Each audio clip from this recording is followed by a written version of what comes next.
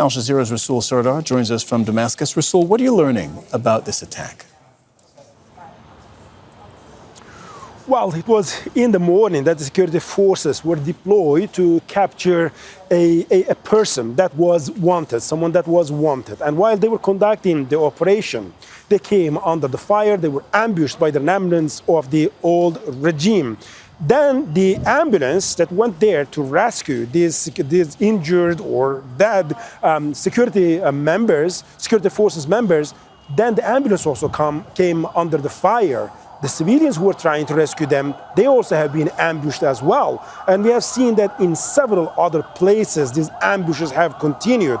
Right after that, a video was released by Miqdad Ftiha, who is a senior commander of the old regime, saying that they have formed a resistance group against the government, which is called the Coastal Shield Regiment. And quote unquote, they say, well, they have decided to liberate the coastal area. So now we understand that these ambushes were pre-planned and were organized by this group.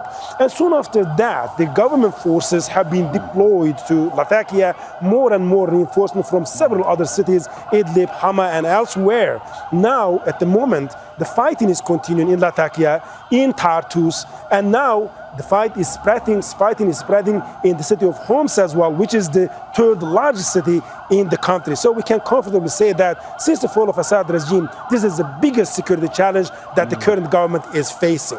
Resul, I think it's fair to say that securing the territory, right, imposing and maintaining security across Syria, or as large a chunk of Syria as they can, is the biggest priority for this new government. You have covered the first steps of the government since the fall of Assad right up until now. Can you give us the bigger picture here? Well, here now, since the fall of the Assad regime, there have been some of the priorities of this government. The first was to preserve the state institutions.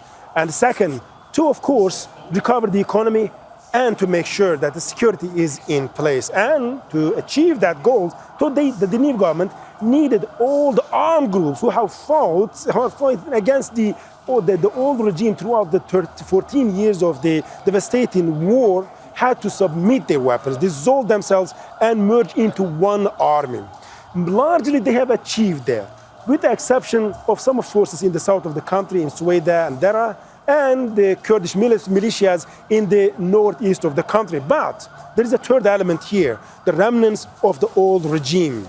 And it's believed that thousands of them still have not submitted their weapons, they have not joined the army here, and they did not dissolve themselves. A majority of them are hidden in the coastal cities of Syria, namely Tartus and Latakia. And now these remnants of the old regime are coming back and reclaiming a role, because they do not accept that in the new Syria they will not continue to have their privileges. But this is extremely important, because extremely critical for Syria, because this is bringing up a sectarian tension, which is extremely delicate, particularly now that the new Syrian administration needs to rebuild the state almost from scratch. Resul Serdar reporting from Damascus. Thank you very much for that. Make sure to subscribe to our channel to get the latest news from Al Jazeera.